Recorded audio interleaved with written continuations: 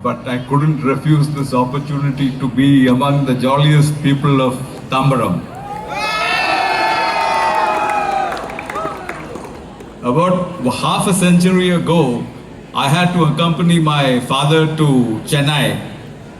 At that time, it was called Madras, as he had to have a year operation. And after the operation, two of my cousins who were then studying in MCC came to see him and asked me to come here to St. Thomas Hall. They were residents of St. Thomas Hall. To my surprise, my father readily agreed. Apparently, now I suspect he had a plan. Anyway, I came here in the first quarter of 1973, 53 years ago, as an illegal, what is it called? What guest? Invisible guest. Is that the term that you still use for people who come here and stay without the permission? Anyway, I had a very enjoyable evening and I made some friends here. I had informed my parents that I didn't want to study after school. And like your principal has just mentioned, it's the attitude that counts, and I wanted to start a bulb manufacturing unit.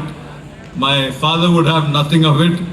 He made me sign two application forms for admission to one to MCC and one to Christ College, Bangalore. I got in both places, but here I got only for economics. Anyway, I chose to come to MCC because I really liked this place. In that one night, I decided if I study anywhere, I'll come here and study. I'm glad that I didn't dive into business, and my academic qualifications have helped me much more in life than any amount of money, and much more than I had expected. But what I dreaded most was the ragging. Those days it was called initiation, and it lasted for 3 days. And as I dreaded, it was quite severe. The only saving grace was that there was a rule that you couldn't touch a junior. So that was a great thing. And not only did they demolish whatever ego you had, but they even demolished your dignity and your self-respect. And I vowed I'd get even with some of these fellows. But after 3 days, we had something called Hat Night, where each junior had to introduce himself. And to my shock and surprise, it was the seniors who had harassed me the most, who were the friendliest and the most concerned about me. And we have kept in touch for the last 53 years, 55 years. Even today we have a WhatsApp group of all the seniors and juniors, and when the hall wanted some funds for some equipment, there was no hesitation on the part of our group to contribute whatever was required. I hope all your equipment and whatever you purchased are all working well. MCC is a great institution, and one realizes its uniqueness only after experiencing the academic excellence of its faculty, the democratic life in the hostel, and the beautiful campus that it has. Even today, MCC is ranked among the first 20 in economics. In our time, it was among the first 10. I had the honor and privilege of being taught by late Dr. C.T. Kurian, who taught us macroeconomics as though he was telling us some mystery stories. He also studied in Stanford and was a visiting professor in Stanford. He received the UGC Lifetime Award in 1996. We had many other extremely qualified teaching staff and professors who inculcated an interest in the subject in us, and was also able to carry the class when they were teaching us. Though I got kicked out of statistics class in the first month, I think I came third or fourth in class. In fact, I got the highest mark for statistics. So it clearly goes to show that when you are faced with adversity, you should be determined to face it and overcome it, and not get disheartened and become inactive. We have been provided this life and the faculties in order to face and overcome these adversities.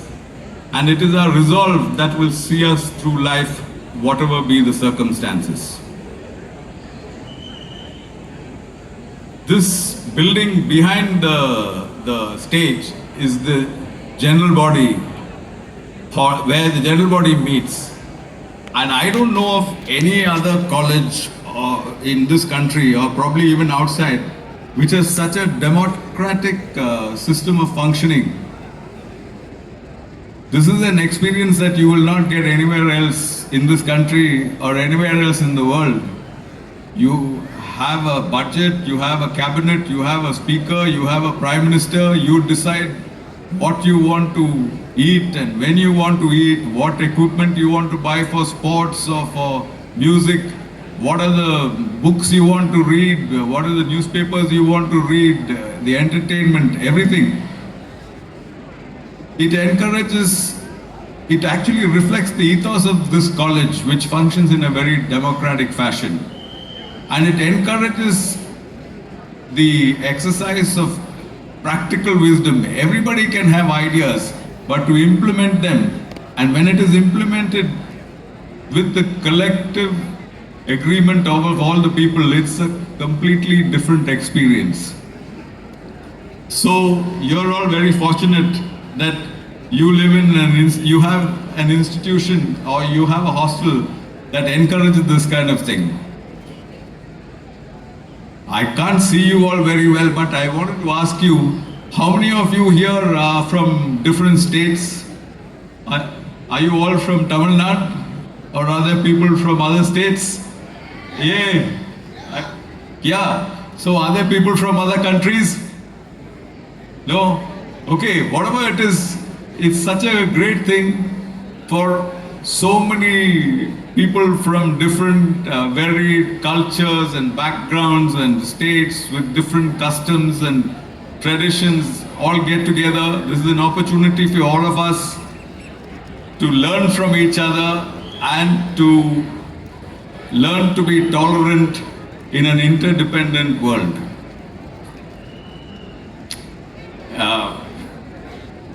Your president has given a great introduction for me, and I am thankful to him for that.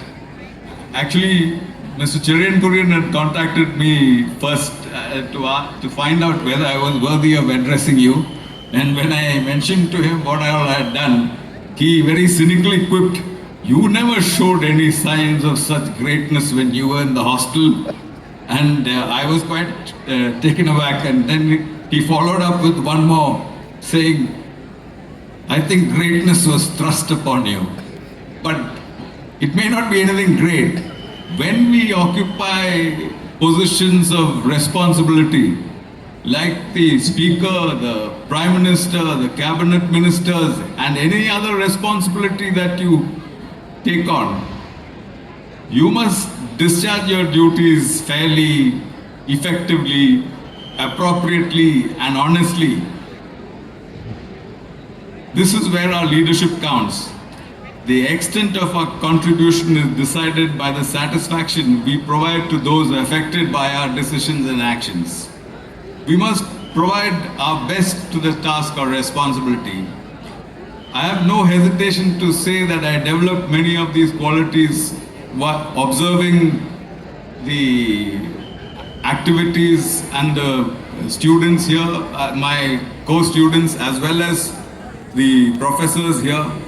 And we must have the courage to stand up and, in our days, when somebody exceeded their limits, the local parlance was, you'll say, "Hey, stop it! You have reached the limit." That courage, we must have the courage to stand up to any kind of discrimination or unfairness, irrespective of what we have to face as our consequences. That's one thing I think I imbibe from this hall. I urge each one of you to make the most of the amazing array of activities, including the academic pursuit offered by the MCC and especially the facilities for sports, and go forth into the waiting arms of time with confidence that you have been trained well to meet the challenges that await and confront you. And if you have any doubts, don't hesitate to get in touch with your friends and your faculty. They are always there for you with some help or suggestion. Over the past many decades, I have noticed an uncompromising and ill-founded support from many quarters for socialism. Apparently, because it sounds good to give to each according to their need and to take from each according to their ability. I cannot help but point out that over 100 years, all the communist countries, including Russia, China, all the Southeast Asian communist countries, the European communist countries, probably with the exception of Cuba, every one of them have abandoned communism and have adopted the concept of the welfare state.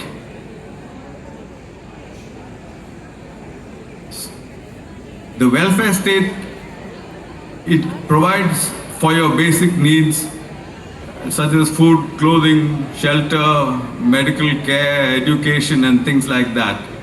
And the advantage is that it also rewards people for their work.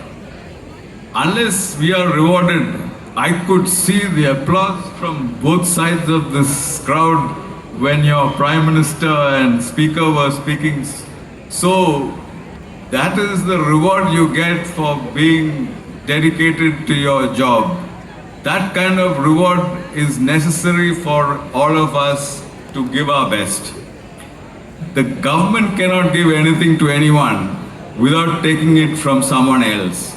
So this is ample empirical proof that what drives our development comes from people, from enterprises, and not merely from government. So each one of you must introspect deeply on how you can contribute to the country and to yourself by doing the best you can and realizing the highest within yourself, so that you can sleep well every night, content that you have given your best. That is the biggest reward you can have at the end of every day. We are inherently different individuals, but can have a common purpose. There is not a hair on our head or a line on our palm that is the same as that of any other human. The Marxian premise that we are all equal is unfounded and will not be true even if all of us are cloned. Whatever you do in life, there will be people who are smarter than you or richer than you or thinner than you. That is of no consequence. Our aim should be to realize the highest within ourselves. And the sooner we realize that each one of us have different objectives and different skills and qualities, the lesser will be the tensions that we face in life. Most importantly, we must have a sense of purpose in life, a long-term plan to contribute to our existence in this world. We are all equal in one sense that at the beginning of every day, we are given 86,400 seconds. How we utilize this deposit defines our future.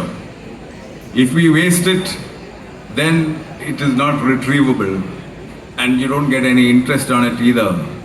You may knock on many doors, it may not open, but that is where your determination counts. You have to pursue. Some door will open which will take you maybe in the same direction, maybe in a different direction, but you must pursue what interests you so that you will be happy at the end of the day that you have done your best. We are approaching a world in which AI and robots are going to dominate our lives, even to the extent of keeping us jobless. Direct benefit transfers are going to be the order of the day. And these robots may even take away our jobs. The election manifestos of political parties are overflowing with freebies even before we reach the stage of direct benefit transfer. And it is becoming more and more difficult to make sense of it all. But I hope your stint in this institution will give you the foresight and strength and courage to face the challenges that you will face and make your mark under the sun. I wish you all the very best in your pursuits, and I'm sure that MCC and St. Thomas Hall will help you meet success and happiness. Thank you very much.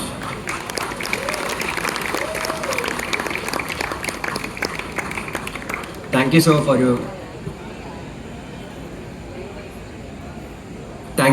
your words of wisdom. Excellence is not just achieved, it is earned through discipline and perseverance. To honor our sportsperson, I now invite Mr. J. John Samuel for the distribution of mementos to the sportsperson.